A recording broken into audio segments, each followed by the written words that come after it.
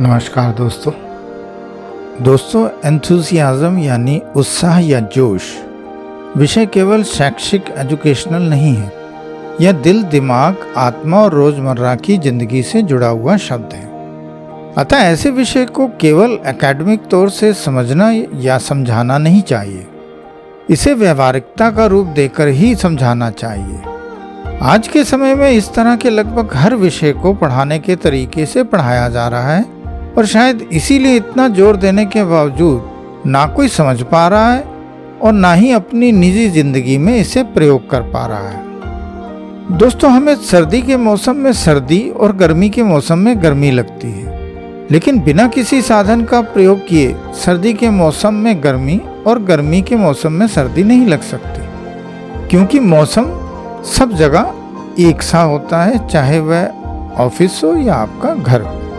इसी तरह हमारा स्वभाव, सोच, कर्म करने का ढंग लगभग सब जगह एक सा ही होगा। थोड़ा बहुत ऊपर नीचे होना स्वाभाविक है।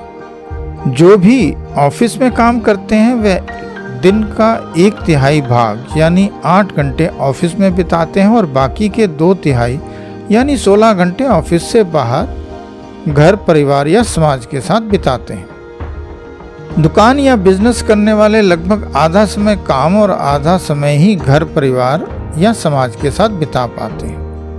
जोश की कमी दोनों को ही सताती है, क्योंकि दोनों में ही अपनी अपनी परेशानियां या मजबूरियां हैं। आप खुश और उत्साहवर्धक माहौल में समय बिताकर आएंगे तो आपके ऑफिस या बिजनेस या दुकान में बिताया समय अपने आप ही खुशनुमा हो जाएगा। और ऐसे ही जब आप काम पर उत्साहवर्धक माहौल में समय बिताकर घर जाएंगे तो घर, परिवार और समाज में खुशनुमा माहौल अपने आप ही बन जाएगा।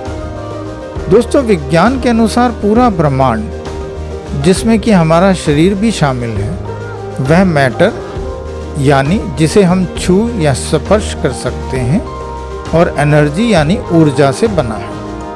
इसके अलावा कुछ अन्य तत्व हैं जिन्हें विज्ञान अभी खोज नहीं पाया है या कोई नाम नहीं दे पाया।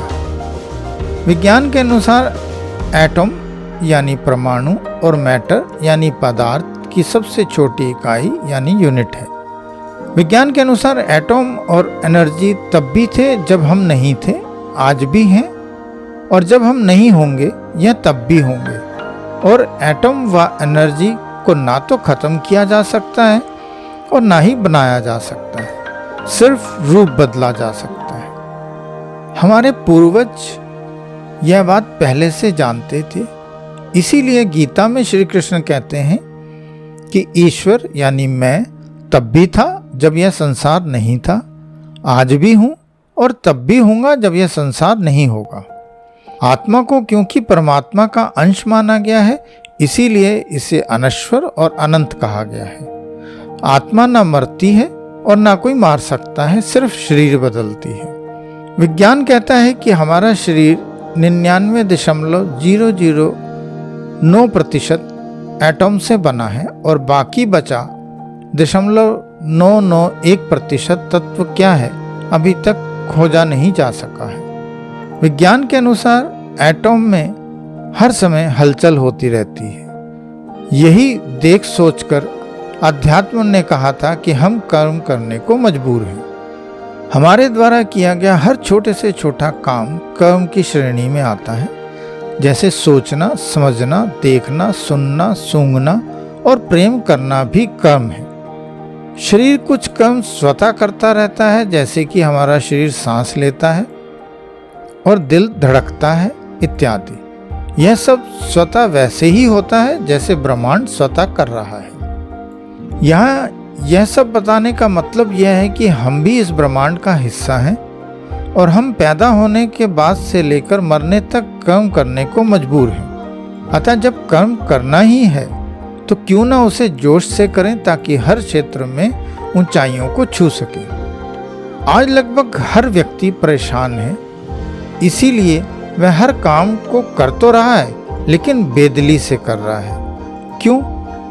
जब उत्साह कम हो जाता है या रुक ही जाता है तब परेशानी शुरू होती है। उत्साह को कौन रोकता है और क्यों रोकता है?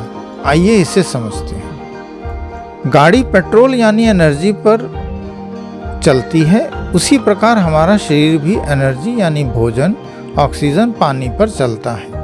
और हमारे कर्म को एनर्जी, उत्साह, जोश या खुशी से मिलती है। यहाँ सब कुछ आपस में जुड़ा हुआ है।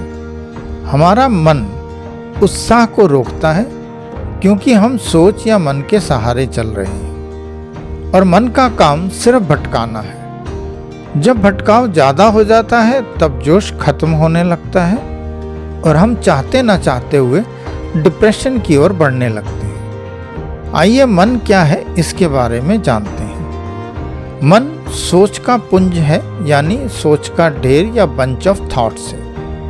आप जब एक ही तरह के काम करते जाएंगे या सुनते जाएंगे तो आपके विचार भी उसी तरह के होते चले जाएंगे और कुछ समय बाद वह विचार आपका मन बन जाएगा। शायद आप जानते ही होंगे कि हमारा शरीर हमेशा एक सा चाहता है और हमारा मन हमेशा और हर रोज कुछ अलग करना चाहता है। जैसे कभी आपका मन रोटी खाने को करता है तो कभी पराठा तो कभी डोसा इत्यादि। ऐसा खाना खाने के बाद या जंक फूड खाने के बाद आपका पेट क्यों बिगड़ता है?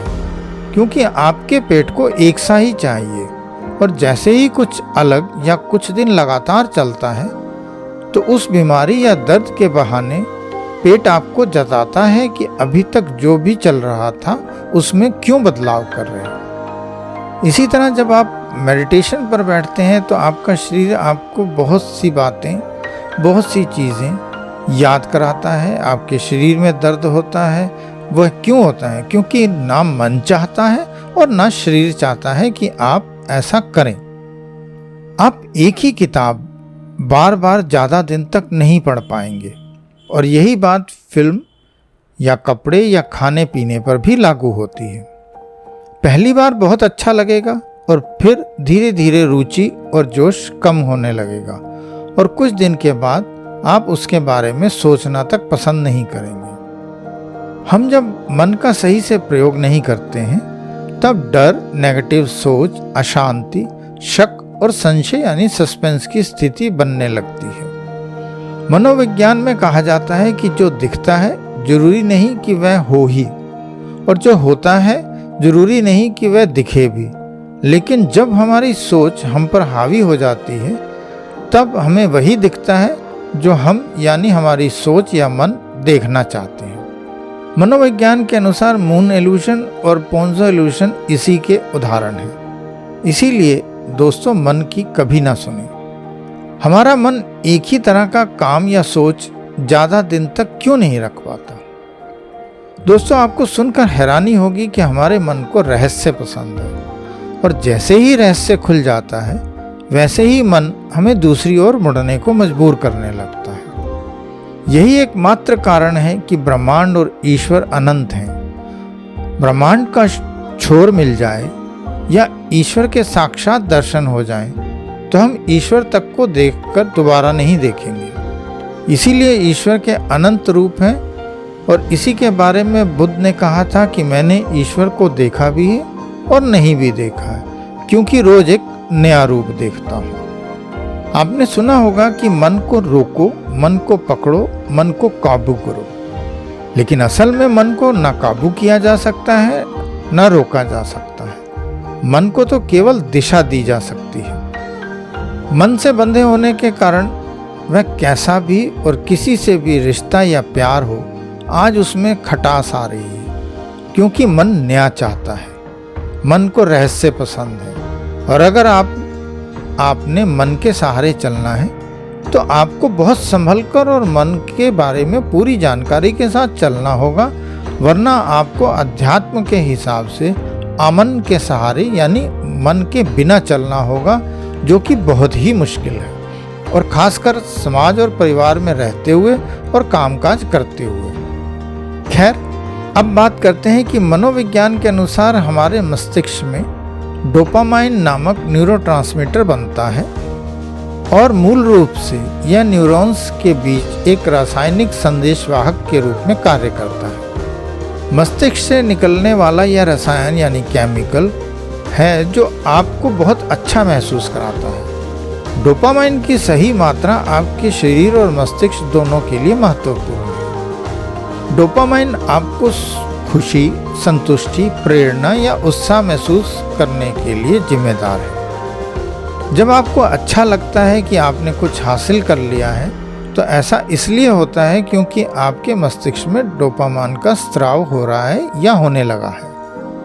एल-टायरोसिन से भरपूर खाद्य पदार्थ सहित स्वस्थ आहार खाने से आप स्वाभाविक रूप से अपने डोपामाइन के स्तर को बढ़ा सकते हैं। इनमें बादाम, केला, बीफ, चिकन और अंडे शामिल हैं। हल्दी, विटामिन डी, मैग्नीशियम और ओमेगा 3 सप्लीमेंट भी डोपामाइन के स्तर को काफ़ी हद तक बढ़ाते हैं। ऐसी गतिविधियां जो आपको अच्छा महसूस कराती हैं, वे भी डोपामाइन बढ़ाएंगी। इनमें व्यायाम करना, ध्यान लगाना, मालिश करना और पर्याप्त नींद लेना शामिल है। अपनी उपलब्धियों और अपने जीवन को सभी अच्छी चीज़ों के बारे में सोचने से भी डोपामाइन के स्राव में मदद मिलती है। क्या आप जानते हैं कि हम पूरी जिंदगी 2 गलती करते ही चले जाते हैं। पहली गलती कि हम समझते हैं कि कोई हमें समझा सकता है।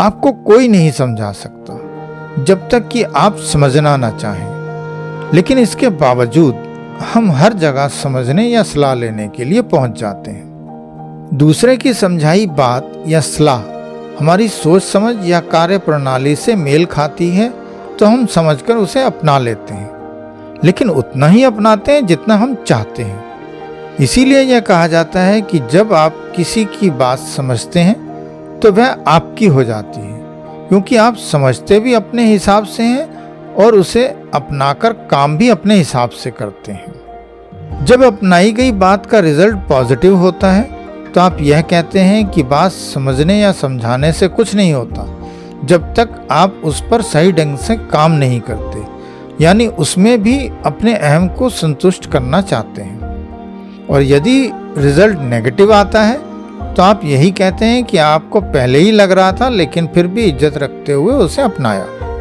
और जब समझाई गई बात बड़ा बदलाव चाहती है तो उसे आप सिरे से नकार देते हैं। यही मन और दिमाग की चाल हम समझ नहीं पाते और फंस जाते हैं। इसका नतीजा यह होता है कि हम में बदलाव नहीं आ रहा। क्या आप जानते हैं कि हमारे साथ ऐसा क्यों हो रहा है? ऐसा इसलिए हो रहा है कि हम आज सुनने में कम और बोलने में ज़्यादा विश्वास करने लगे हैं। दूसरा कारण सोशल मीडिया है, जहां हर कोई ज्ञान बांट रहा है। तीसरा कारण हमने अपने निजी ज्ञान का बस्ता बहुत भारी कर रखा है। यदि आपको कोई बात आपकी सोच समझ क्षमता यानी कैपेबिलिटी और आपकी परिस्थिति को ध्यान में रखकर निजी तौर से समझाई जा रही है, तो आपको वह बात आंख बंद कर अपनानी चाहिए और उस पर काम करना चाहिए। और यदि आम तरीके से समझाई जा रही है तो यह सब आपको अपनी सोच समझ क्षमता और परिस्थिति का पूर्ण विश्लेषण करके ही अपनानी चाहिए, जो कि आप दोनों ही परिस्थितियों में नहीं करते, इसीलिए परेशान हैं। दूसरी बात यह है कि खुशी या उत्साह और प्रेम हमें कोई नहीं दे सकता। इसके लिए हमें खुद ही प्रयास करना होता है। और हम सारी जिंदगी बिना किसी कारण के भटकते रहते हैं कि फलाना हमें प्रेम नहीं करता या उसके साथ हम खुश नहीं हैं, आदि आदि। खुशी और उत्साह और प्रेम हम सबके अंदर पहले से विद्यमान है, जैसा कि अभी थोड़ी देर पहले मैंने बताया था कि डोपामाइन स्राव की ग्रंथि पहले से ही हमारे शरीर में है, हमें बस उसे जगाना है। आइए अब खुशी और उत्साह को प्राप्त करने और बनाए रखने के लिए अभी तक की बताई बातों का घोल बनाकर दैनिक जीवन में कैसे लागू करें वह जानते हैं। सबसे पहला है कि योगाभ्यास अवश्य करें और खासकर प्राणायाम। आप जिम में भी जाकर व्यायाम कर सकते हैं। जिम में किए गए व्यायाम और प्रोटीन खाने से आपका बाहरी शरीर आकर्षक लग सकता है, लेकिन योगाभ्यास करने से आपका अंदरूनी शरीर स्वस्थ होगा। आप अपने सांस पर कंट्रोल पाने में सक्षम हो जाते हैं। जब आपको क्रोध आता है, जब आप में कोई नेगेटिव थॉट आती है या जब आप मन की सुनते हैं, तब आपकी सांस असामान्य हो जाती है। इसी सांस पर कंट्रोल आ जाने पर आपको क्रोध क्षणिक ही आएगा।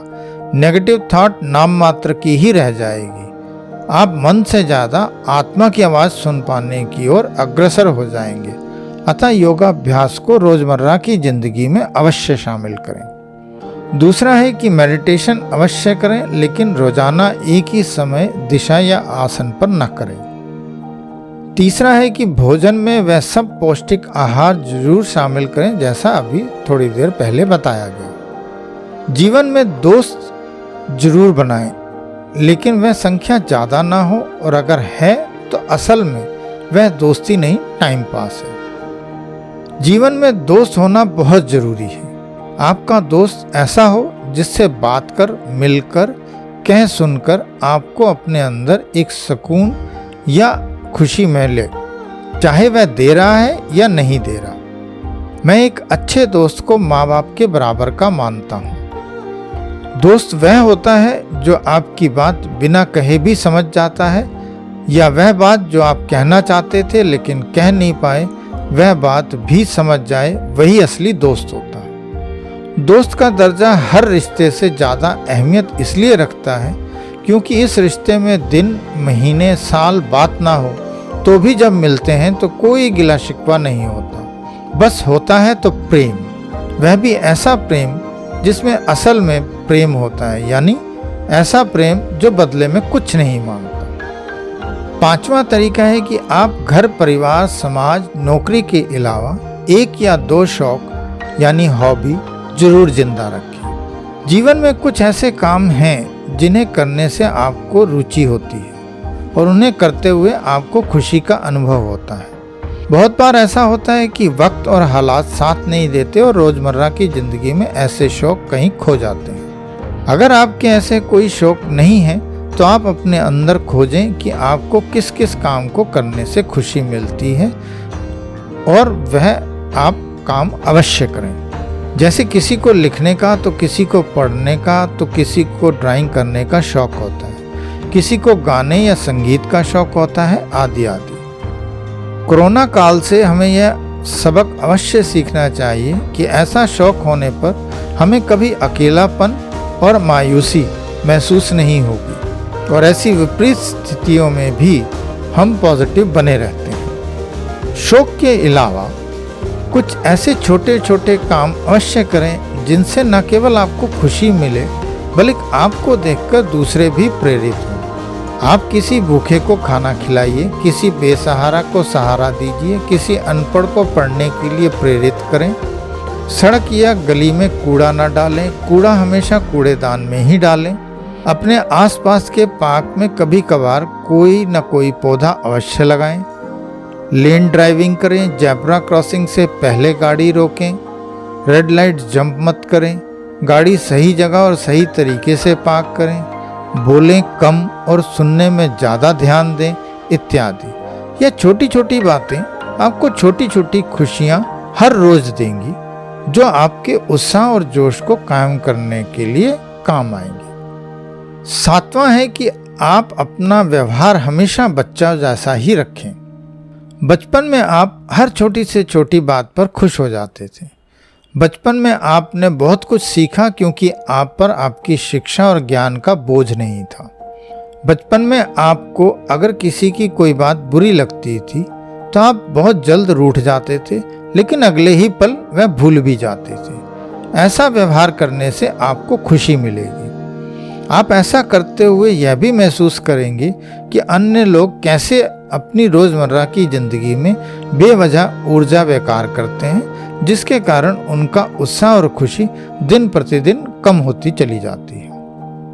आठवां है कि हमने अभी आपको पहले ही बताया कि मन को रहस्य पसंद है, अतः कोई न कोई रहस्यमय काम गाए बगाए करते रहें और उन्हें कैमरे में अवश्य कैद करें। यानी आप हमेशा अपनी ज़िंदगी में कोई भी छोटा मोटा ऐसा काम अवश्य करें जिससे न सिर्फ आपको खुशी मिले बल्कि आपके आसपास भी खुशी और उत्साह का माहौल बने। जैसे ऑफिस में महीने में एक आधी बार पार्टी या ऑफिस में किसी कार्यक्रम में लीक से हटकर हिस्सा लेना। दोस्त या प्रेमी या प्रेमिका या पारिवारिक सदस्य या पत्नी को सरप्राइज गिफ्ट या पार्टी या कुछ ऐसा अलग से अवश्य करना। आप बाहर घूमने जाते हैं या किसी को गिफ्ट देते हैं या कोई पार्टी करते हैं तो वह खुशी के पल कैमरे में अवश्य कैद करें। ऐसी फोटो जब भी समय मिले या जब भी आपको अपना जोश कम लगे तो उन बीते खुशी के पलों को अवश्य देखें और याद करें। यह आपके अंदर एक बार फिर से खुशी और जोश भर देंगे। आखिरी सुझाव है कि अभी हमने कुछ देर पहले कहा था कि व्यायाम या मेडिटेशन रोजाना या रेगुलर या एक ही समय पर न करें, क्योंकि मनोविज्ञान यह कहता है कि जब आप किसी काम को रेगुलर या समय के पाबंद होकर या एक ही समय पर करते हैं तो आपकी सोच में वह जुड़ जाता है, और जब वह जुड़ जाता है तो फिर उसमें वह उत्साह या जोश या कंसंट्रेशन खत्म होने लगती है और आप मशीनी तौर से करने लगते हैं, क्योंकि आपके मस्तिष्क में उसी तरह के न्यूरॉन्स के पैटर्न बनने लगते हैं जो आपको मशीनी तौर पर करने को मजबूर करते हैं, जैसे आप चलते या बोलते हैं। मेडिटेशन या ध्यान या योगाभ्यास मशीनी तौर से नहीं करना है। यह सब जब तक आत्मिक या दिल से ना किया जाए तब तक उसका असर पूरा नहीं मिलता है। धन्यवाद दोस्तों।